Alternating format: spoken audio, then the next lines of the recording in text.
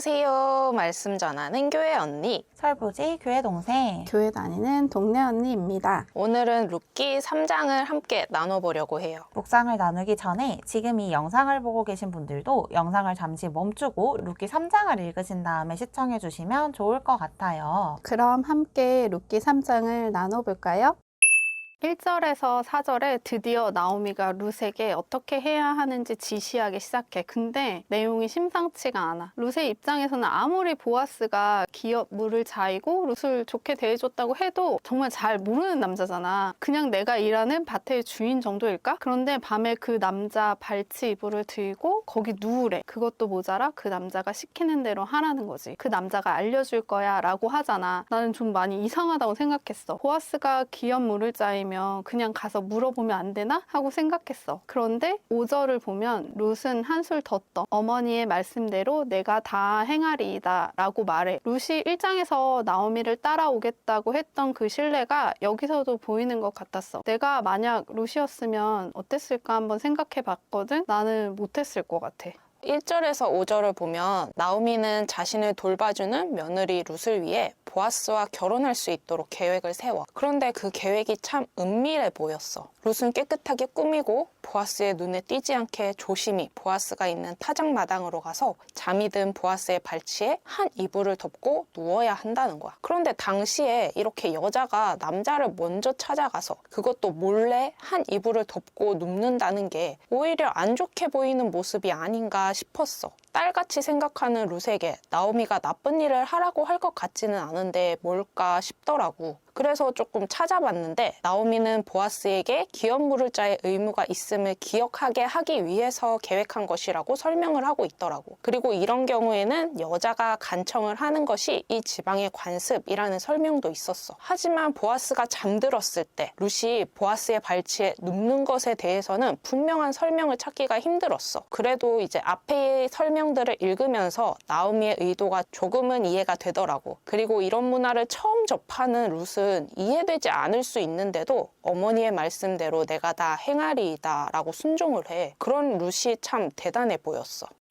13절을 읽으면서는 보아스가 엄청 지혜로운 사람이라고 생각했어. 왜냐하면 룻은 지금 과부잖아. 그러니까 사람들 사이에 이 일이 소문이 나면 어떻게 될지 알았던 것 같아. 그래서 새벽까지 있다가 사람이 서로 알아보기 어려울 때 가라고 해. 근데 그냥 가라고 하지 않고 15절에 보면 보리를 6번 되어 룻에게 지워주고 성읍으로 들어가니라 라고 나오거든? 나는 15절을 읽으면서 왜 갑자기 보리를 줬지? 라는 생각이 들었어. 근데 18절에 나오미가 내 딸아 이 사건이 어떻게 될지 알기까지 앉아있으라. 그 사람이 오늘 이 일을 성취하기 전에는 쉬지 아니하리라 하니라. 이 구절을 보면서 보아스가 두 가지 의미로 보리를 주지 않았을까라는 생각이 들더라고. 첫 번째는 약속의 의미. 13절에 보면 내가 기업 물을 자의 책임을 내게 이행하리라 라고 나오거든. 내가 약속대로 기업 물을 자의 책임을 이행할 거야. 내 앞에 있는 더 가까운 사람이 기업 물을 자의 책임을 이행하지 않으면 내가 할 거야 라고 약속하는 의미랑, 두 번째로 이제 보아스보다 더 가까운 사람을 만나야 되잖아. 그래서 그 사람을 만날 때까지 룻이 밭에 나온다거나 다른 사람을 만난다거나 하지 않았으면 좋겠다고 생각했던 것 같아. 아무래도 보아스가 움직이기 시작하면 사람들 사이에 말이 막 돌 거고, 그럼 이제 룻이 밭에 있으면 막 이것저것 물어보기도 할 거고 뭐 흘끗흘끗 쳐다보기도 하고 할 거잖아. 보아스는 거기까지도 생각하지 않았을까 하는 생각이 들더라고.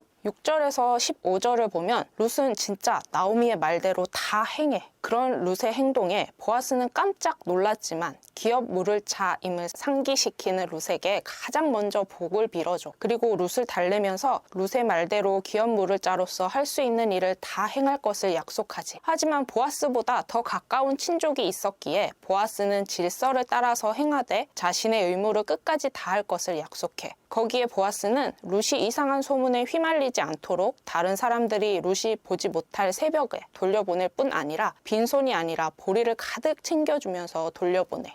보아스가 이방 여인이었던 룻에게 이렇게나 은혜를 베풀었던 이유는 11절을 보면 룻이 현숙한 여자였기 때문이 아닐까 싶었어. 잠언 31장 10절에서 31절을 보면 이 현숙한 여인에 대한 내용이 나와 있는데, 잠언에서 말하는 현숙한 여인은 여호와를 경외하며 근면하게 살아가는 여자를 말하더라고. 룻은 이방인이었지만 그 누구보다 확실하게 주님을 따를 것을 고백하며 성실함으로 자신이 할 일들을 감당했어. 그런 룻에게 보아스는 자신이 베풀 수 있는 최선의 은혜를 베풀어주고 있지. 룻과 보아스를 통하여 마치 하나님만을 바라보는 모든 자녀들을 주님이 이렇게 최선을 다해서 돌보고 계시는 모습이 떠올라서 참 감사했어.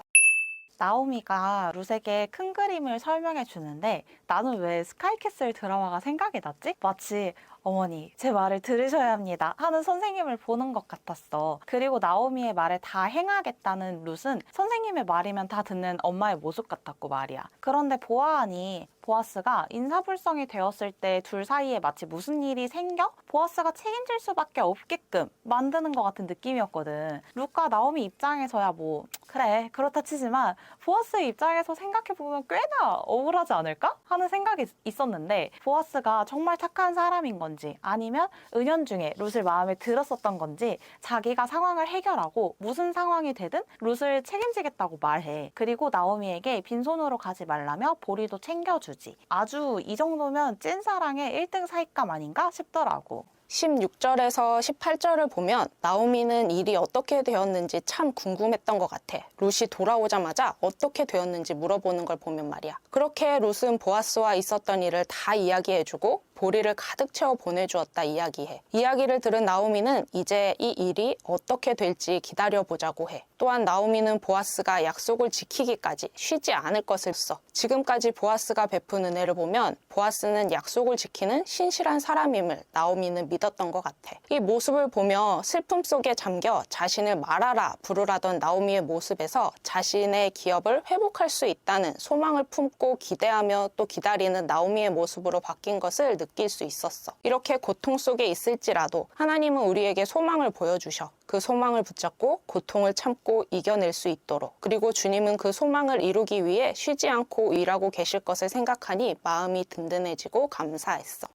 그럼 룻기 3장을 통해서는 세상을 어떻게 바라보면 좋을까? 나는 3장을 읽으면서는 하나님의 사람의 지혜가 얼마나 중요한지에 대해서 생각해보게 되었어. 보아스가 정말 여러 가지 일들을 하잖아. 보아스가 한 그 일들로 인해서 룻이 곤란하거나 곤경에 처할 수 있는 상황을 피할 수 있었던 것 같아. 그리고 보아스가 지혜로웠다고 생각했던 부분 중에 하나가 자기보다 가까운 사람을 찾고 그 다음 사람이 나니까 정해진 순서대로 일을 하겠다고 했잖아. 절차를 무시하지 않고 하겠다고 한 것 자체가 룻을 되게 존경해 준다는 생각이 들더라고. 나도 살아가면서 많은 일을 만나고 또 하게 될 텐데 하나님이 주신 지혜로 일들을 하고 싶다고 생각했어. 나는 룻기 3장을 읽으면서는 하나님의 신실함에 대해서 생각해 보게 되었어. 나오미를 향한 룻의 신실함은 보아스의 마음을 움직였고 보아스의 신실함은 룻과 나오미의 소망이 되었어. 그리고 그 모든 것을 주관하신 분은 하나님이시지. 하나님의 신실함은 주를 경외하는 보아스뿐만이 아니라 고통 속에 있던 나오미에게도, 배척당하고 소외당하는 자리였던 이방인 룻에게도 동일했어. 정말 평범했던 나오미와 룻, 보아스를 통해 주님은 주님의 신실하심을 보여주고 계셔. 내가 하나님을 경외할 때에도, 고통 속에 있을 때에도, 홀로 힘들게 삶을 살아가고 있을 때에도, 그 어떤 상황 속에 있든지 변함없이 신실함을 행하시는 하나님이셔서 참 다행이고 감사하다는 마음이 들었어. 지금 이 영상을 보고 계신 여러분들도 룻기 3장을 읽고 느낀 점들을 댓글로 나눠주시면 좋을 것 같아요. 다음 영상은 룻기 4장 나눔입니다. 미리 말씀을 읽고 생각하면서 다음 영상을 시청하실 때 더욱더 풍성하게 누릴 수 있기를 기도합니다. 그럼 말씀으로 세상을 바라보는 우리가 되기를 바라며 모두 안녕.